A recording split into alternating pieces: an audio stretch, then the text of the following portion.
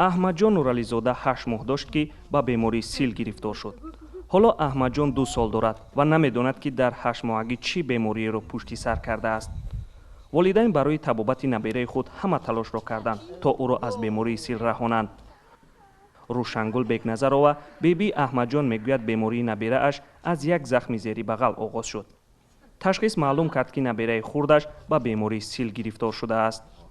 بعد سر کتیش تا کشیدم خوش اما یه کلا زدن اون کل شک پیدا کرد آخه بعد اتاکش برآمد اتاکش که برآمد اینم قدم کرد بعد خیلی سست دوام کردیم خبرچور یاردم کن. احمدجان در دهه به سر میبرد که 20 سال پیش در هر یک خانه 1 یا 2 نفر با بیماری سیل گرفتار بودند. والدین برای طبابت احمدجان تلاش کردند. حالا احمدجان آری از بیماری سیل هست و با سرگرمی بازی کودکانه خود. مودا میشه غیر شوشی و غیر شوشی. غیر شوشیش انا خیلی این آدم غلطید وقتی که خیبردن اومدن و خیلی مو غلطید داروهای منم زیدی سیلی آدم گرفت تماشا بعد این امروز اومدیم دیدیم که مردک در گشته در چیو سازور رو شروع خدا سلامتی مون که خوب شده. رجب علی حسنов ساکنی دیگری ناحیه واسه برعکس خانواده احمدجان نورعلیزاده در اول به خود معالجه پرداخت. این مرد بعد وخیم شدن سلامتیش به طبیبان مراجعه نمود.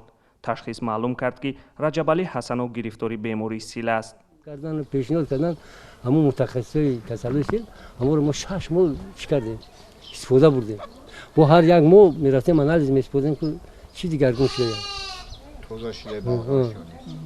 هر یک ماه. بعد مایده هیچ کم که بهبودیش داده. در وقتی کسل دادن به هنگ به مدار خش نمیداد جد بخیزی. رجب علی حسنov میگوید زمان طبابت خود را از نزدیکان کنار میگرفت تا بیماریش به دیگران سرایت نکند. این مرد میگوید وقتی به صحت شدن امید بست مبارزه با سیل را جدی گرفت. بیماری سیل به گفته متخصصان سرایتی ولی طبابت شونده است. طبابت این بیماری در تاجیکستان رایگان پیش بینی شده است. ولی بارها بیماران سیل شکایت کرده بودند که داروهای ضد سیلی نه همیشه دسترسند. بنا به اطلاع رسمی مبتلا شدن ساکنان به این بیماری کاهش یافته است. حالا در تاجیکستان حدود 10,000 مبتلای بیماری سیل ثبت شده است.